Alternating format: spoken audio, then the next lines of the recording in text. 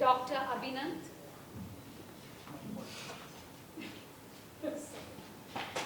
a dedicated advocate for disability awareness and inclusivity, driven by his own personal journey with spinal muscular atrophy, type 3. Dr. Abhinandan holds a PhD in bioinformatics.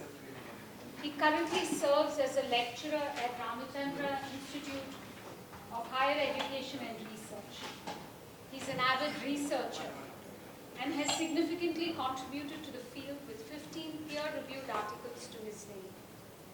He's an active member of the patient advocacy group Cure SMA India and works to promote understanding, accessibility and empowerment for individuals with SMA. I'm very, very excited and look forward to hearing his talk. I just discovered that he was right here in Chennai with me. So I'm very, very, very much looking forward to hearing. Just, do you need us to put it? I'm good. It's okay, no? Because otherwise you I'm good here. Sure. To change the slide. Change this control. If there is something in a remote, I'll hold it. Slide change.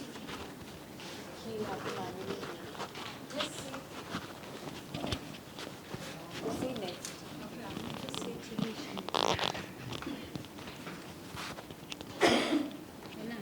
Can someone? Is the mic working? On button. On, is it on? Hello? Yeah. Am I audible? Yes. You have to put this on. This is for the video recording. What?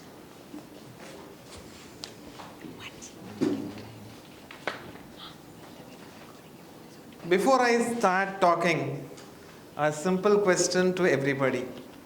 How many of you do some adventure sports like bungee jumping? All right. And how many of you drive a vehicle every day? Right? And how many of you brush your teeth by yourself? Everybody, right? And how many of you can use the bathroom by yourself, take a shower by yourself, feed yourself? I guess it's almost everybody. But think for just a second, if any of these faculties are not functional, if you have to depend on somebody else to do any of these things, any of the simple, mundane things of life which most of the able people take for granted. If you have to depend on somebody else, life becomes really difficult, isn't it? That's how life is for millions of people across the globe with spinal muscular atrophy.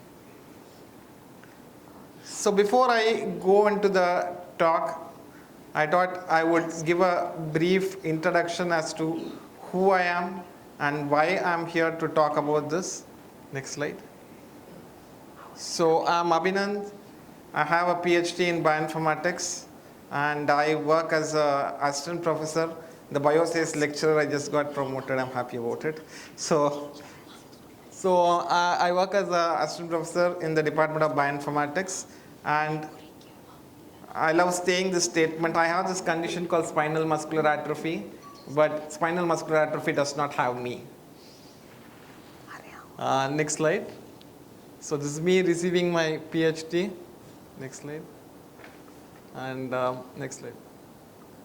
So I was born in the late 80s. So late 80s was not the best time to live if you're a person with disability.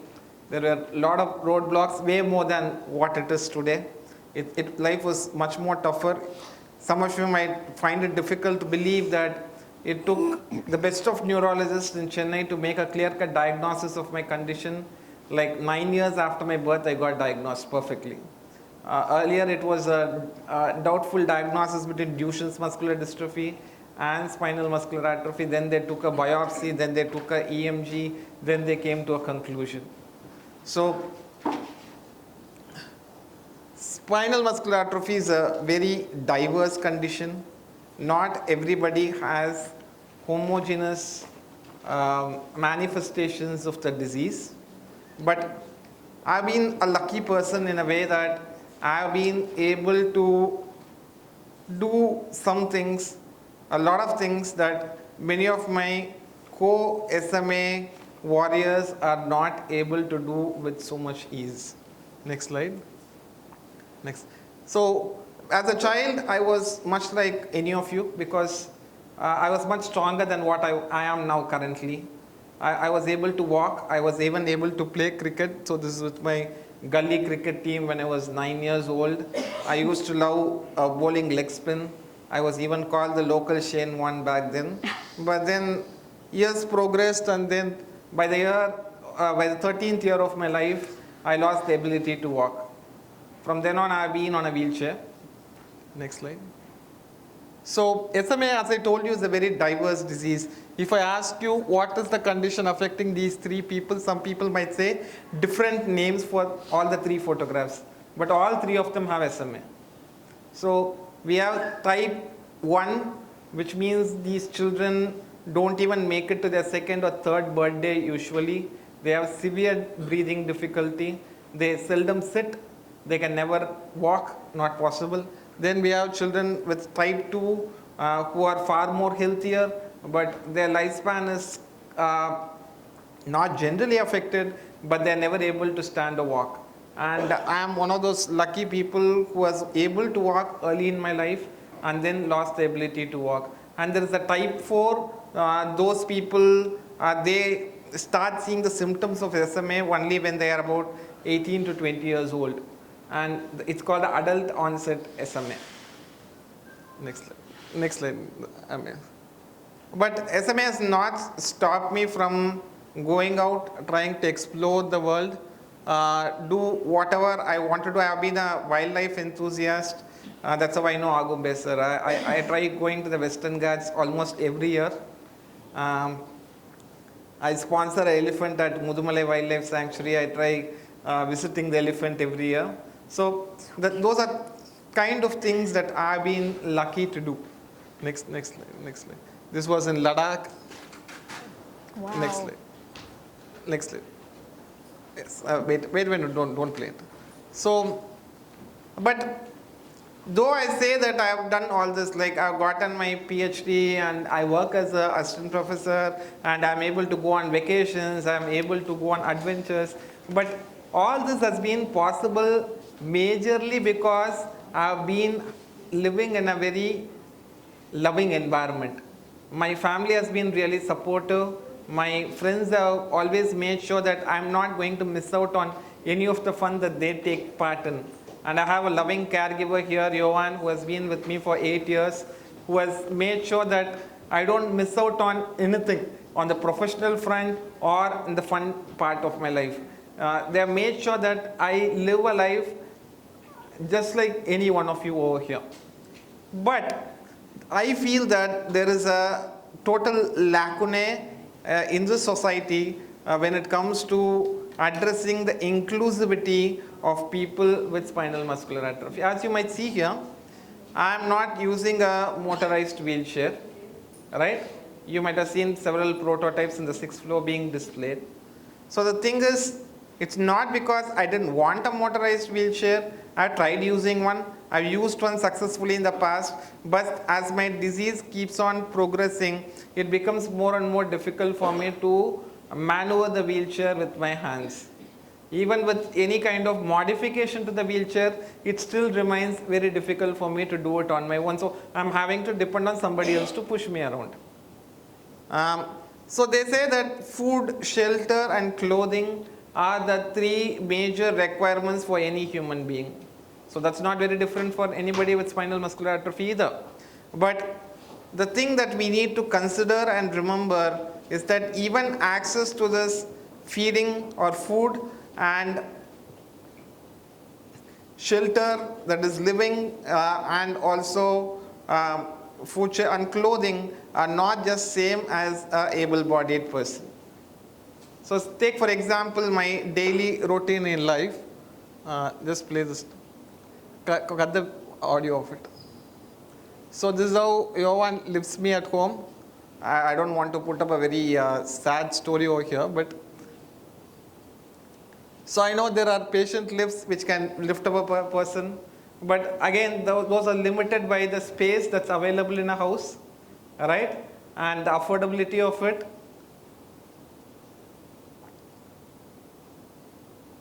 Yeah, so next slide. So this is how I get onto a car. I try to get a lift or a wheelchair hoist that will put me into a car. But to make the wheelchair hoist available for all cars, it's still not possible. That has not been accessible so far. You need to buy a bigger sized car, and the wheelchair hoist system is also quite expensive. Next. So if it's not so affordable, not so accessible for somebody like me who has a reasonable education and reasonable means of income, imagine about 140,000 Indians with SMA who might not have the access to any of these. And the guidance towards these technology is not also available to many of these people. And this is a cab service that's available in Chennai, offered by Vidyasagar. I use this cab service to go around, especially when Yovan is not there, when on a Sunday he needs his break. But the problem again is, though it's a beautiful lift which puts me on the backside of the car, I'm somebody with a very bad neck control. So which means that somebody has to keep holding me on the backside of the vehicle. Even there it's difficult for me to travel for a long time.